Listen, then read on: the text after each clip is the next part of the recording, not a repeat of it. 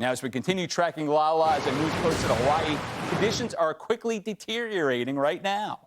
Joining us now with expert insight on what Hawaii could face is Dr. Alison Nugent. She's an associate professor of atmospheric sciences at the University of Hawaiʻi at Mānoa. Thanks so much for joining us. What are you watching most closely when it comes to Lala as it's getting closer and closer to Hawaii? Bob mentioned slowing down that speed, and now the majority or the bulk of the Big Island no longer under that cone of uncertainty of where that center of circulation could go. Really doesn't change much for you guys, though. Yeah, I've been saying the whole time that whether it's a tropical storm or a Category 1, it really doesn't matter. It's like, we're going to get heavy rain and strong winds from it regardless. Doctor, we're watching this right here as it comes in. We had two strong Kona lows earlier in the spring. Now, that was a different wind direction. Is this kind of an odd wind that's going to be coming in towards the Big Island and also the rest of the islands, I guess? Actually, I'd say it's typically we have winds from the northeast in the Hawaiian Islands because of our trade winds. And so it's the same general wind direction, maybe a little bit more southeasterly than we're used to, but a whole lot stronger. And so what I've been telling folks is that, think about the general wind patterns that you experience around your house or in your community and just amplify that. And, bring your trash bins inside, tie down any loose items, anything you can that might blow around could become a missile and damage your property or someone else's. So the direction is pretty consistent with what we're used to. Got it. And in living in Hawaii, you think about the two bigger impacts that we're tracking today, that being very heavy rain and the potential for flash flooding and intense wind gusts, which have already been reported of over 75 miles per hour. I think our strongest gust was 78. Yeah. So which one, in your experience, do you think is going to pose the biggest threat to Hawaiians, folks living on that Big Island? Is it the rain, or do you think, especially once you start to climb an elevation, that maybe wind becomes one of the bigger stories? Yeah, that's a really interesting question. Initially, I was going to say rain because some of the rainfall totals from this storm are looking really, really high.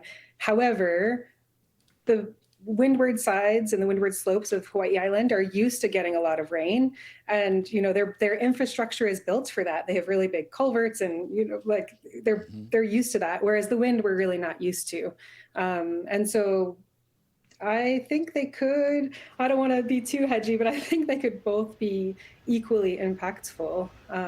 Maybe the wind more so because we're not used to it. But those rainfall totals are exceptional if those come to pass. And as well, I've heard there might be some enhanced rainfall totals in places where you have upslope flow, and that's concerning. Now, we are always worried about, the wind, the rain, like you said.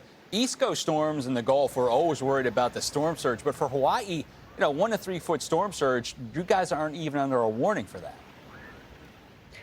Yeah, the topography is such that we don't have a lot of low-lying land like you have, for example, along the Gulf Coast. And so as soon as you move just a little bit inland, you're already moving upslope. There's not a lot of flat areas. And so generally, storm surge is not a huge issue for us. How rural are some of these communities? You have obviously the bigger cities, those are closer to the shore. But as you start to climb up into the mountains, we know now, over 14,000 people are without power. Is that more of a concern here, that they could be completely blocked off from future updates? Does it get super rural where you no longer, get any level of service? Oh, for sure. Hawaii Island it's a really big island compared to most of the other ones. I live on Oahu, where it's a lot more urban, but in these places where you could be the only person on your street, I think it could take a long time to get that service restored and to get help to those areas if they're in need. And so there are places that are very remote on Hawaii Island for sure. And looking outside your window right now, you're on Oahu. What has it been like over the last couple of hours? Have you seen any kind of lashing rains come in yet?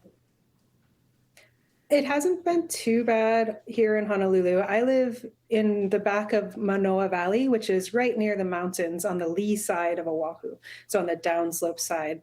There have been some pretty strong winds here this morning. Nothing like tropical storm strength, but like trees really, really moving. And there have been some passing showers, but nothing that feels too concerning yet. Got it. Understood. Well, it's good to hear that Hawaiians are prepared. They're ready to go. But, infrastructure is something that we'll be kind of keeping an eye out for. A lot of flights canceled in or out of the area. So wind and rain the two main impacts from Hurricane Lala. That's Alison Nugent, Associate Professor of Atmospheric Sciences at the University of Hawaiʻi at Manoa. Thanks so much for your insight. Thanks for having me. Yeah. That's